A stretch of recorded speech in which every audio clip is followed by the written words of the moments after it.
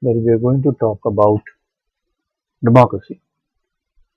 We'll look at how governments function and then what is peculiar about the democratic form of government, irrespective of the kind of society or the kind of country democracy functions in. There are some core aspects to democracy which are universal to it. And from then on, we'll look at the classical model of democracy, which is seen in ancient Greece, and then we'll come to the modern democracy and look at what are its specific features. Though distinct from the Greek democracy, modern democracies derive a lot from this ancient classical democracy. So, democracy comes down to these four essential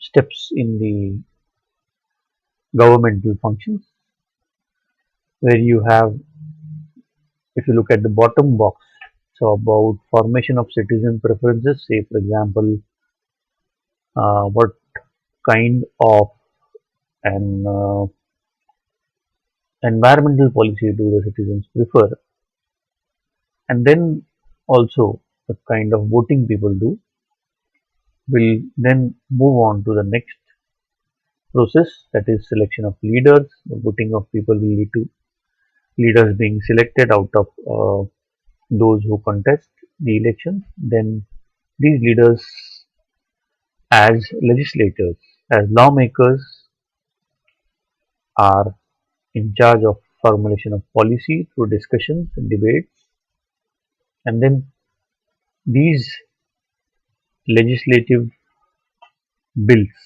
uh, become uh, directions for the government of the day to implement them, implement policies based on the earlier citizen preferences. Again, these policies lead to alterations, changes, reactions from citizens, which again lead to change in the policy or the leaders themselves. Moving on to the next slide, here we are looking at classical democracy. Uh, this was practiced around 400 BC, where you can see that and the structure of this democracy has a lot of resemblance from to what we have today, and that is probably the greatest part of the Greek model, since it was able to practice what we do today hundreds of years ago. You find that there are the adult male citizens, uh, which were uh, taking part in the governmental functions.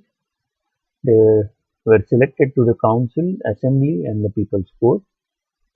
And within the three agencies, that is the council, assembly, and people's court, you can see that there is a interrelation, similar to what we have in the as the parliament and also as the executive in the present modern form of government. So the selections to each of these agencies was by lot for a 1 year period in the council. The assembly was a place where every citizen had the right to attend it and speak in it. And the people's court was another, which was selection by lot for a specific case, similar to something like the jury, which we have in United States of America.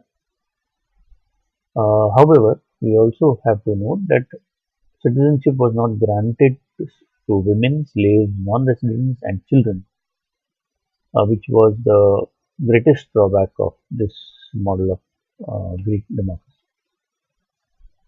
It is interesting to see that these are this was practiced in Athens, a place where you had some of the greatest political philosophers like Plato and Aristotle. However, in their ideas, we find a lot of contempt for democratic form of government, which they considered as similar to mobocracy. That is why, say, Plato talks about philosopher king.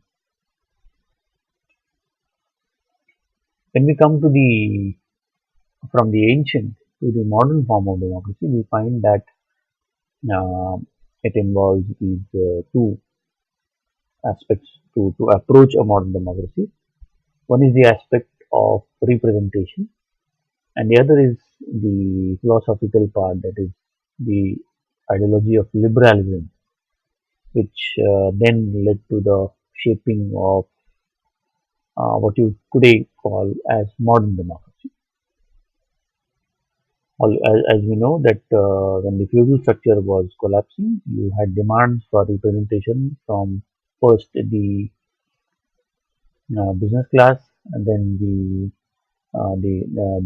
lords and the business class, and then it was the poor, the worker class, which demanded representation uh, as a right, and all this was also happening in the context of the idea of rights, which was again a product of the liberalism as an ideology, which talked about natural rights as humans as naturally entitled by birth of some rights, which to protect which is the primary and the sole function of the state.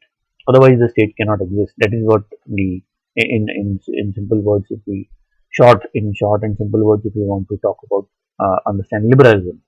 Out of that, you had this demand of representation, uh, because rights were concerned with entitlements and claims of citizens, and it was believed that unless and until there is representation in government, rights cannot be protected.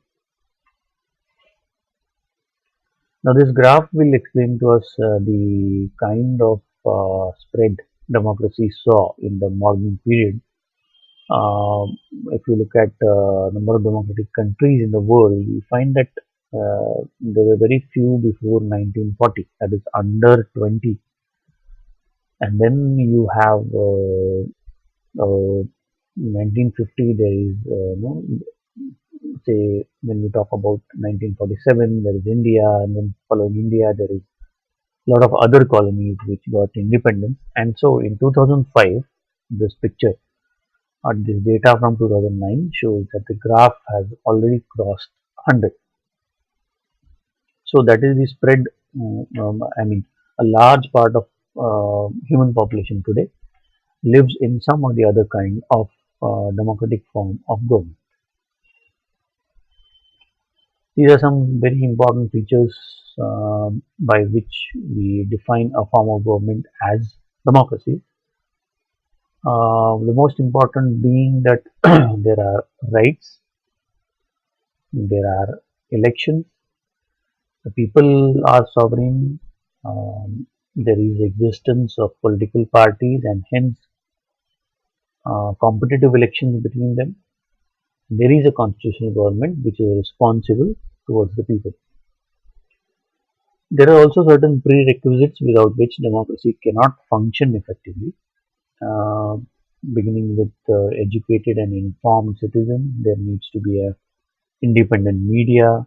There, there are to be developed or matured political parties with sound and grounded political ideology.